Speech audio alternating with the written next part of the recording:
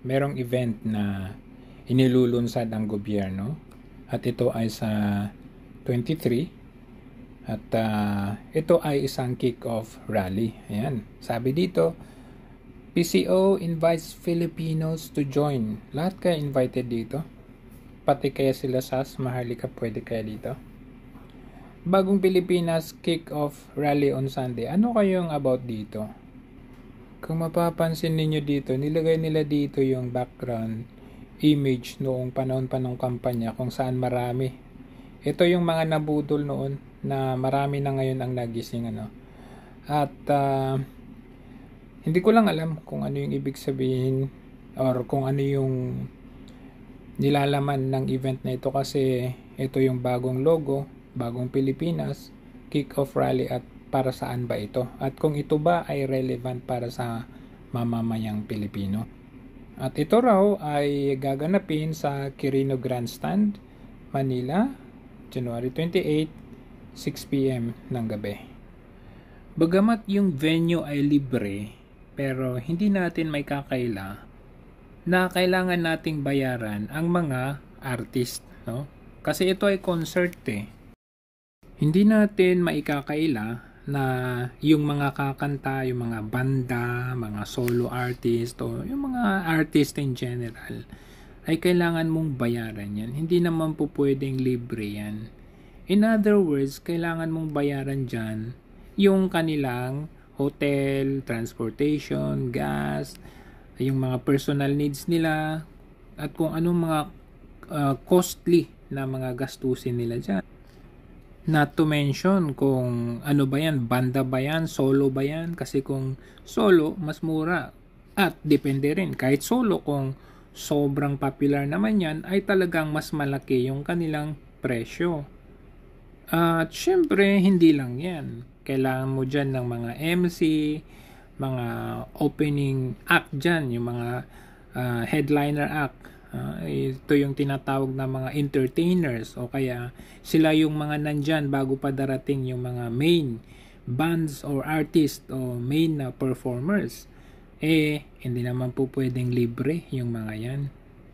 Well, sa venue naman, pag-uusapan natin ng venue, dahil ito ay gaganapin naman sa Quirino Grandstand, malamang sa malamang, libre yon kasi pag-aari naman ng gobyerno.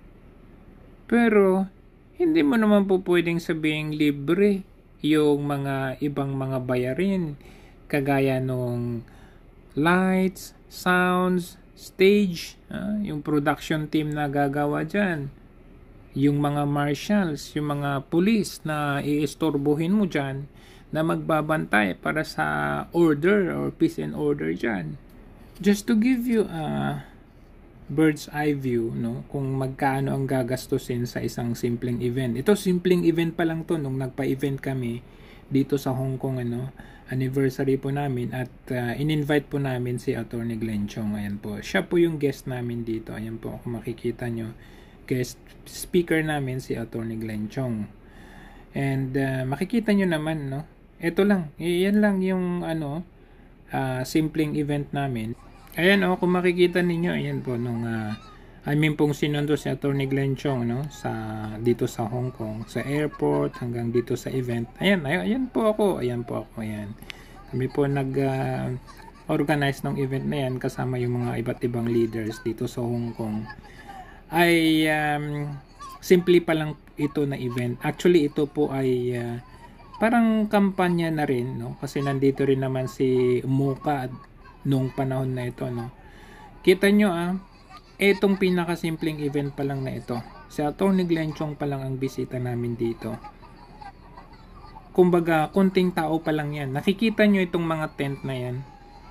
Yan, itong mga tent na yan. Bale, umabot ata ng 10 yung tent na yan.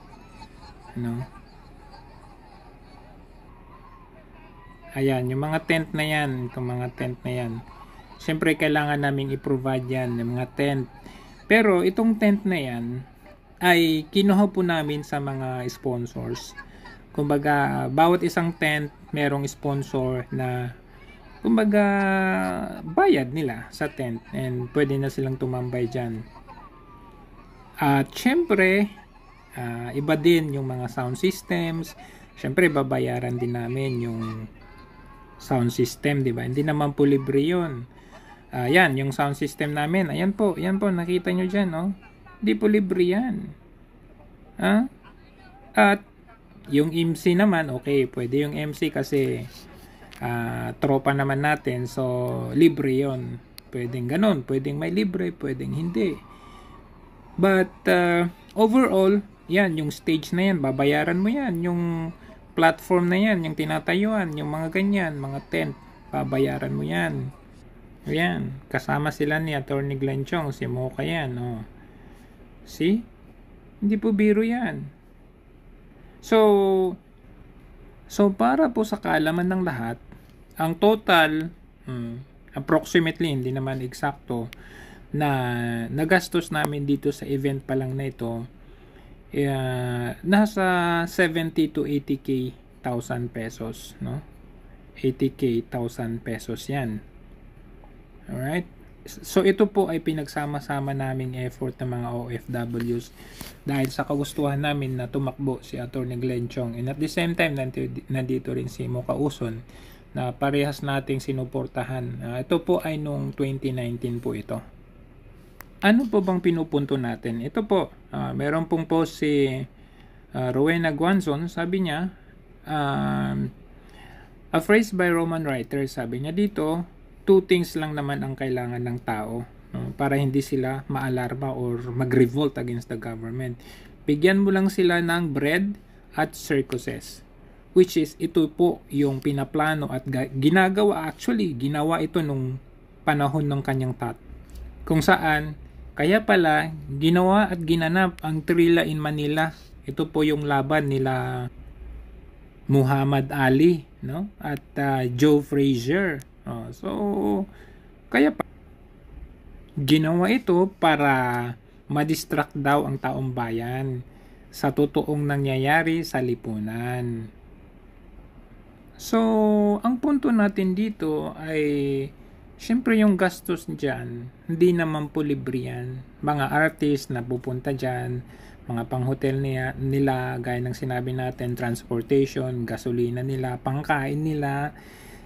Ano kaya kung ito po ay binigay natin sa taong bayan? Kasi ano po yung point ng kick-off rally na yan?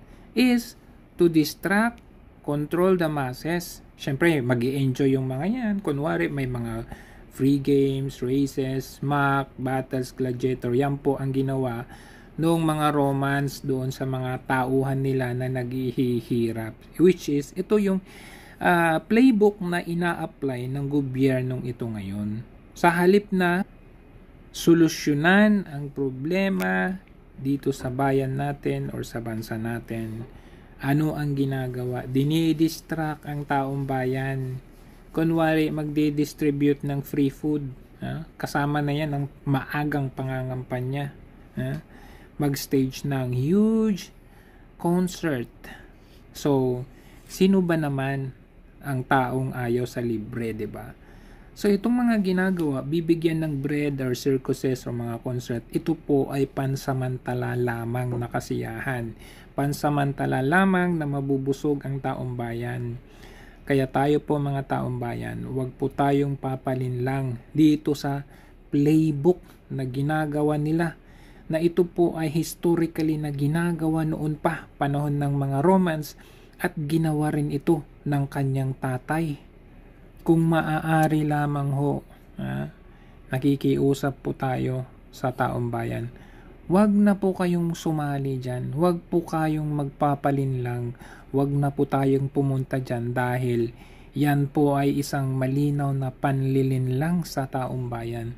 Yan po ay pansamantalang kasiyahan lamang. Ang gawin natin po ay magsagawa tayo ng silent rally, silent na meeting or pagsasama na questionin natin ang gobyerno, na ipagsigawan natin ang totoong pangangailangan ng bayan natin. Hindi yung dadaanin tayo sa mga ganitong concert na ito.